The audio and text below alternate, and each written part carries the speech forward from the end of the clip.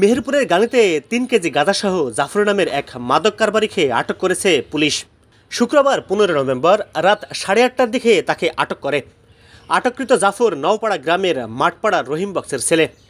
গাংনী থানার ভারপ্রাপ্ত কর্মকর্তা ওসি বনি ইসরাইল জানান, মাদক নিয়ে জাফর ও জাফরের বাবা রহিম বক্স অবস্থান করছে এমন গোপন সংবাদের ভিত্তিতে এসআই সঞ্জীবের নেতৃত্বে একটি টিম অভিযান চালিয়ে নওপাড়া গ্রামের মইনুল ইসলাম পচার আমবাগানে অভিযান চালিয়ে ৩ কেজি গাঁজা ও ২টি বাটন মোবাইল ফোনসহ জাফরকে আটক করে। এ সময় পুলিশের উপস্থিতি টের পেয়ে জাফরের বাবা রহিম বক্স পালিয়ে যায়। আটককৃত জাফরের বিরুদ্ধে মাদকদ্রব্য নিয়ন্ত্রণ আইনে মামলাপূর্বক জেলা আদালতে পাঠানো হবে এবং তার বাবা রহিম বক্সকে আটকের চেষ্টা চলছে বলে জানান তিনি।